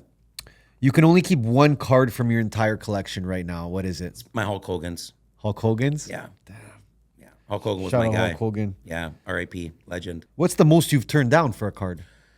Biggest mistake I ever made was I had a Kobe Bryant refractor rookie that I was offered $11,000 for in the peak. Okay. And I ended up selling it a year and a half later for like $900. So you should have sold it yourself. Come on. Now, same time, Pokemon right now is insane, outpacing Bitcoin, everything else. There's a Ponchu Pikachus are exploding right now. There's a Mario Luigi. 6 months ago, I sold the pair for 14,000 Canadian. Today, they're 22,000 US for the pair. So, Jeez.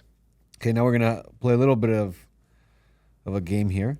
You're gonna rank these collectibles blindly, okay?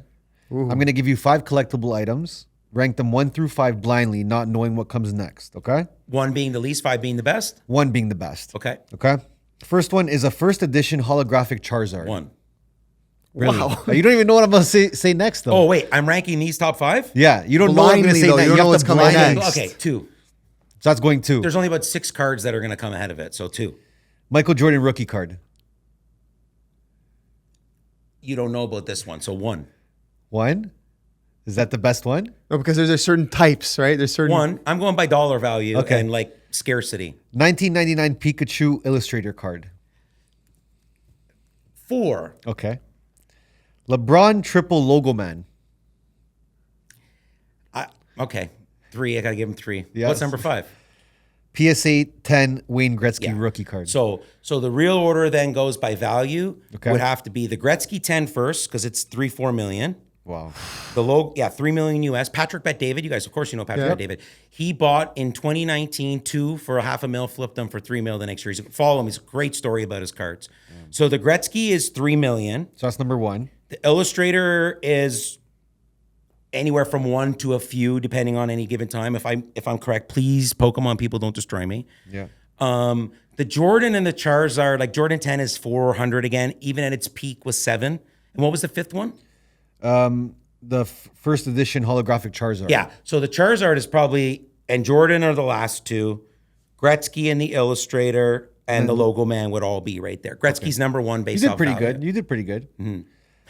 I didn't know you were going to pop out Gretzky 10. I was gonna- I knew you wouldn't Come come on. with the mantle. I knew Jordan was going to be on there. Yeah. But you got me with the Illustrator. Okay, how about this one? You're building the ultimate card set. I'm going to give you categories and you pick one player or character from each category. Okay, go. Okay?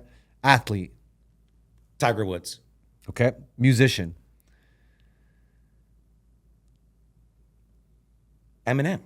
You're going to go for a card? Eminem's my Eminem guy. card? Eminem is my hero. A fictional character. Hulk Hogan.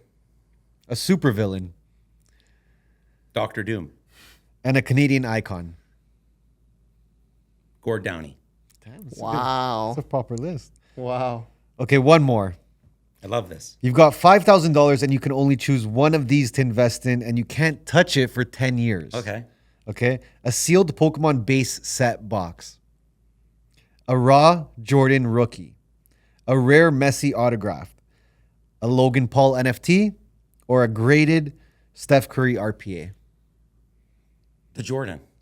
You're buying the Jordan rookie. Then you're holding on tight. Yeah. The Jordan, my second would be the base set Pokemon. I thought you. That's what I thought you were gonna say. The Jordan just, it's Jordan. Yeah. So here, I'll give you another tidbit about Pokemon. It is the most valuable IP in the world, like 4 or 5x Disney with all its properties combined. One piece that nobody knows about is, we just learned about it, is the longest running anime out of Japan. It's also worth more than Disney. Magic. These are 30 to $100 billion IPs. It's mind blowing, the gaming space. We searched up when we had Gary on. We searched up because his whole thing with VFriends, he's like, if I even get half of what Pokemon is, like Half I'm a fucking percent, good. he was saying, bro. So- Not even so half. He's buying the Jets. So he That's for said. sure. So Yeah. we searched it up. ChatGPT told us $175 billion was the value of Pokemon. Yeah, the yeah. IP. Listen, if you- $175 billion. think about it. If you put Pokemon on this bottle of water, Yeah, it's worth this fucking. 99-cent bottle of water is now a $5 bottle of water that everybody's going to buy. Yeah. The power of licensing is mind-blowing. Yeah. And they're brilliant. And Pokemon Go, Yeah. 10 years ago, just boom, It took it to another level. brought Yeah. that, and now the resurgence. So Pokemon right now is having its moment like sports cards did a few years ago. So the whole and I'm also I collect personally. I collect vintage toys, 80s GI Joes, Transformers, first edition comic books, and music. So I'm a huge 90s hip hop fan. It's like the only two athletes, celebrities in my life that I ever like looked up to, whatever, Hulk Hogan and Eminem. So like I just bought Nas' original album, like 9.9 grade A, it was $700 or $800. And Ninja Turtles #1 is like a $1,500 comic book. So I love that kind of shit. But it's all just exploding.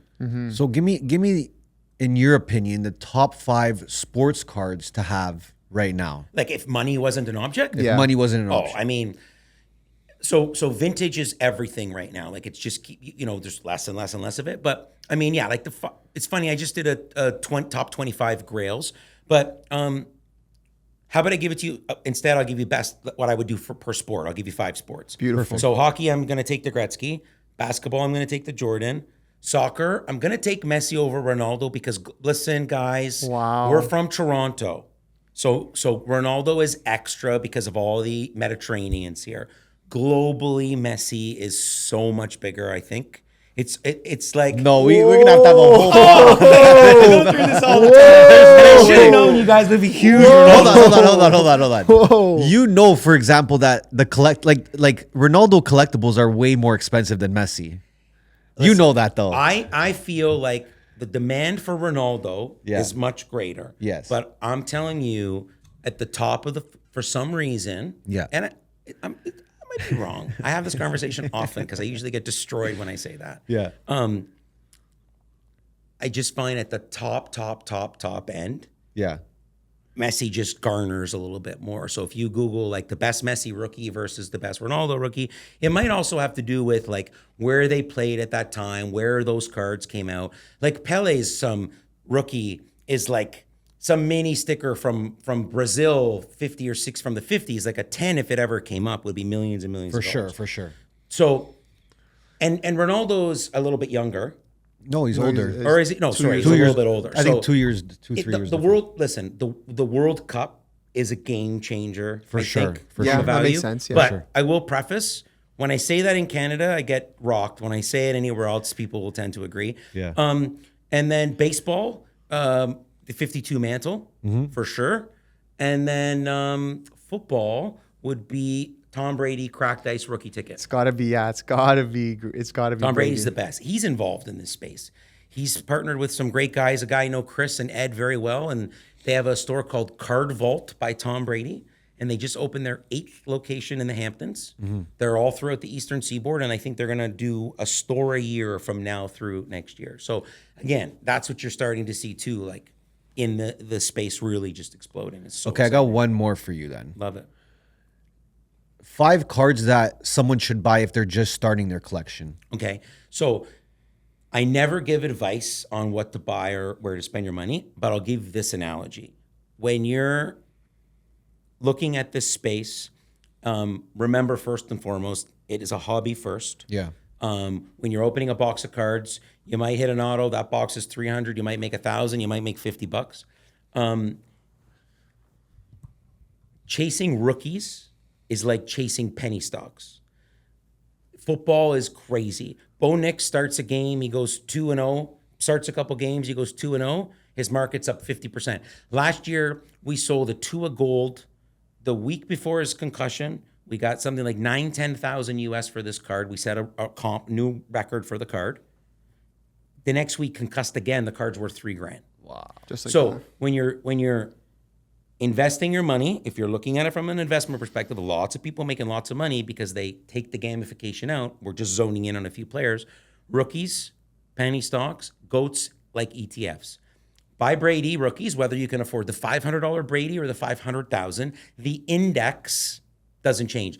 So that's the biggest delta too right now. People ask, like, how do you know the prices? So the space has grown so much. There's so much institutional money in now that there's apps, organizations out there that track the market. Alt and Card Ladder, when it comes to historical data, are superior. There's entire indexes, and you can create your own index.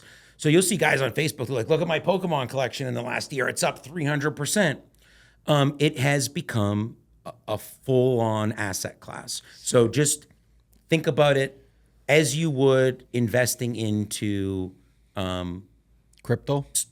not crypto, because there's no real variety and it's all too high risk. So the stock, like stocks. Stocks. Let me ask you a question about this A specific GIC card. is buying a Brady rookie. Yeah. If you're buying, sorry to interrupt you, but if you're buying like Gavin McKenna cards because he just got drafted to the NHL, now we're buying weed stocks at 3 cents, hoping they hit $7. True. That's just I just call it how it is. True. Well, Makes this kind of touches on that. Like, I don't know how familiar you are with Lamine Yamal. Yamal's And his fucking cards are going crazy. And everyone, So- I'm not in this space. I have considered buying some of them because I think he's going to be like the next GOAT. he might be better than them. 100%. Chill, relax, So relax. that's Bro, Just hold on. relax, bro. At his age, Just- what he's done. Yes. So Okay, Yamal, Okay, but what happens next year if he gets injured and he's done? So this goes back to Charizard's never going to tear his ACL, right? So the Charizard never going to get injured. There's the value of Pokemon. True. It's There not you go. real, Okay, right? okay, fair. So Lamine Yamal is the hottest thing in the hobby right now. Yeah. We have a customer that hit a card January, let's say, sold it in February for $5,000. The same card 90 days later, just in June, sold for $20,000. yeah. Like one of my employees. You got any cart? You got any Wait, Lamine? I stack Yamal. I don't sell Yamal. They buy every chance they get. I will pay high for Yamal too. Like comp's 1,000, great. Here's 1,000. I'll just thank you. Yeah. Yamal, right? I don't. For myself personally, I collect some Hulk Hogan. I collect a lot of pop culture, so I like one of one autos. I even saw the one when I was at your place. You've been in my You had a office. Pablo Escobar one. I wanted to. don't have Remember a I Pablo told you? Escobar auto, but I have. I was like, bro, I want to buy this I like right now. That shit, right? That was jokes. But Yamal is one. Matthew Nyes. That kid is so good. Plus, of course, hometown. So we're just obviously gonna get like Aaron Judge sells more in New York than anywhere else. Makes sense. Lamine Yamal is insane. Soccer. Oh, you guys are soccer heads. Yeah. Soccer is absolutely exploding. So this is a great advantage for us. We've been on the soccer train for a long time, especially in Ontario, especially in the GTA. Yeah. America's just catching up. The World Cup's on its way there. So soccer right now is very healthy for us. And we're the only, going back to what we talked about right at the beginning, we built something so special that we're the only Tops authorized hobby shop in Canada. So we get Insane, by the way. product that Yeah. you might find a few stragglers here and there. In the whole country, though. Yeah. Yeah. So that's been insane for us. What'd you bring us here? Topps Chrome Basketball, which is very exciting. It's the first product they came out. So Topps and Panini have been fighting for years. Fanatics came in and right underneath Panini and took the licensing over. So Topps hasn't been able to put out licensed basketball cards since like 08, 09. Okay. And Topps Chrome is one of the most storied brands in the space. Yeah. So they won the licenses back. Okay. And the next set comes out this fall, and it'll be like the first Topps Chrome licensed basketball cards in forever. So in the meantime, what happens in this year's set is it's affordable. That box is $300. It's going to be $700 next year. It's going to cost me a lot more too. But Steph Curry autos are in it. LeBron James autos are in it. Bronny James. So that's a big chase. Plus, all of their university products just came out because Cooper Flag is wild. And then the other product is wild. I know you guys are UFC guys, so I brought that. I think Dana White's, you guys are fans of him. Of course. He's obsessed now. What started with the partnership with Topps, like Rip Fridays, Yeah. he genuinely fucking loves it now. And what's $1 million? Let's go. Yeah. For sure. So UFC Chrome is a really big brand, huge seller. Again, extremely short print and limited. That's, I think, a $600 box. Thank you. And you can both have 2 Chrome autos on average. Yeah. Not too often it happens, but every once in a while you'll miss. And obviously we're chasing, I'm not the biggest on UFC, but they have a buyback. There's a main event. Is it this weekend or did it just happen? It happened last Yeah. weekend. Yeah. So the 2 winners of the main event, now they go into the buyback program. So as people are opening this, a base card that's normally worth nothing, if it's of the champ, Topps will pay anywhere from $20 to $200 depending on the variation of the card. So you bring it back to my store, I give you $20 for it, for a card that ultimately might have been worth 50 cents. Because what they do with these cards is they take them back. They do it in baseball too with the MVP. So last year, Shohei and Aaron Judge, and they'll get the players to sign them. Sick. So they're called buybacks. Cool. They'll get them autographed and they'll put them back out in the years to come in random sets. So imagine this year, Upper Deck. This is crazy. In the extended series, they had Ovechkin. This is actually fucking awesome. They had Ovechkin. They bought back 8 of his young guns. So an Ovechkin PSA 10 young gun is $5,000 plus, as high as 8 sometimes. So even raw, it's going to cost you. So Upper Deck takes 8 of these cards, has Ovi sign them, the grade 8, beating the record, and they put 8 in, and the 8th one is inscribed. So 2 have been hit so far, and David Adams has a $100,000 bounty on the 8th one. Wow. So 2 of them have been hit so far.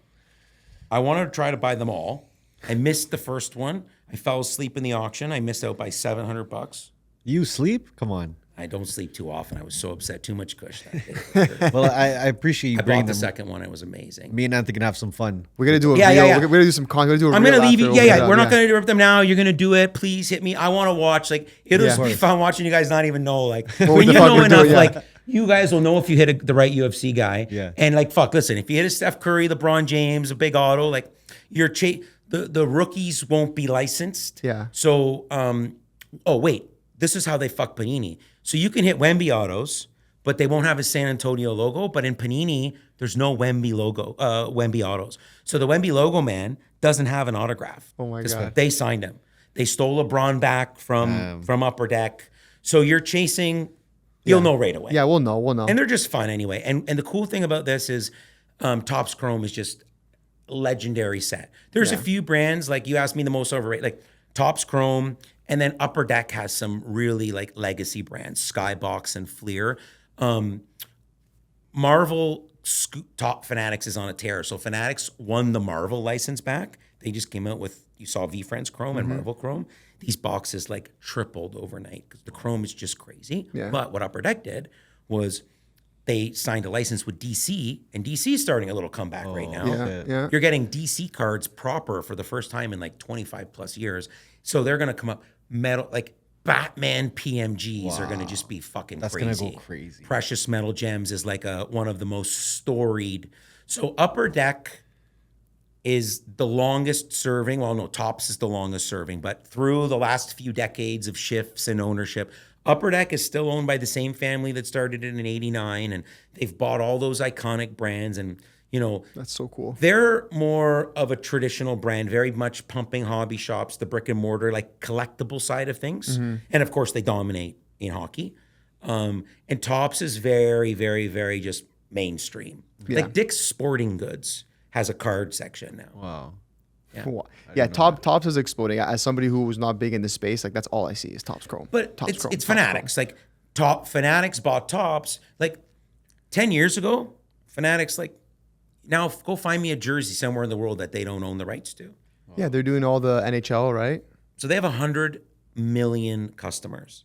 If 5% of Fanatics customers decide they want to collect cards, that's 5 million new affluent people. I'll tell you, if you guys get a chance next year, go to Fanatics Fest in New York. It is the most unbelievable sports entertainment event you'll ever go to in your life. It's fucking crazy. Yeah. Crazy. We gotta go. It is crazy. You will not bring regret these- it. bring It's these and sell unreal. them. You never find an event where you go like, they spend like lose millions of dollars just to push the experience through. It's a marketing expense. Man, they hit the nail so good. Like a lot of the traditionalists, the purists don't like what they're doing. I'm a disruptor. Like how many people didn't like Netflix or Uber? A lot of people. Right? A lot of people. Remember taxi cabs with like breaking Uber windows? They were scrapping on the street. Bro, now the taxi cabs are Uber and Lyft and taxi. I Yeah, know. it's all three. Yeah. So it's like if you don't have haters, you're not doing a good job.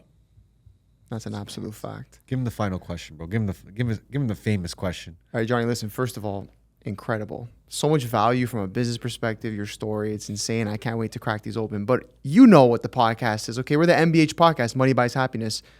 So we always got to ask the question, Johnny, do you believe money buys happiness? Listen, I said it before. I'll tell you again. Money buys freedom to choose your own path.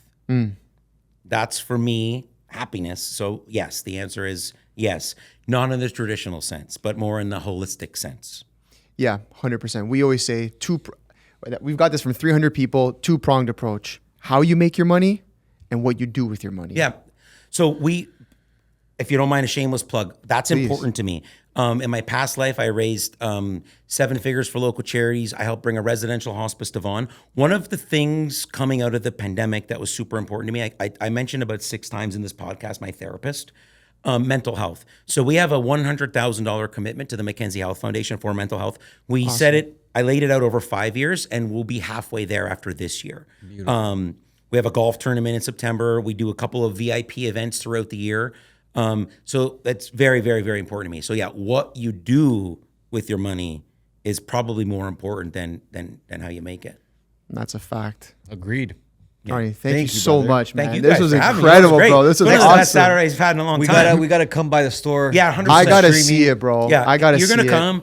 We're gonna shoot something, but then we're gonna do a live cast. We'll go on, Yeah. and you guys just rip packs for the customers. Let's like fucking this. go. Yeah, it's I'm fucking so awesome. amped to do it. Let's do it. You guys are welcome anytime. Thank you, brother. Cheers. Appreciate you. Yeah, Guys, the best. you know what to do. Like, subscribe, leave a comment. Let us know what you think. Check out Johnny. We'll put all his information in the bio. If you're in Ontario and if you're in Canada or wherever the fuck you are, fly over here. Come check his Let's store. go. It's incredible. We'll see you guys next week. Thank you so much. Peace. Jay, we are out.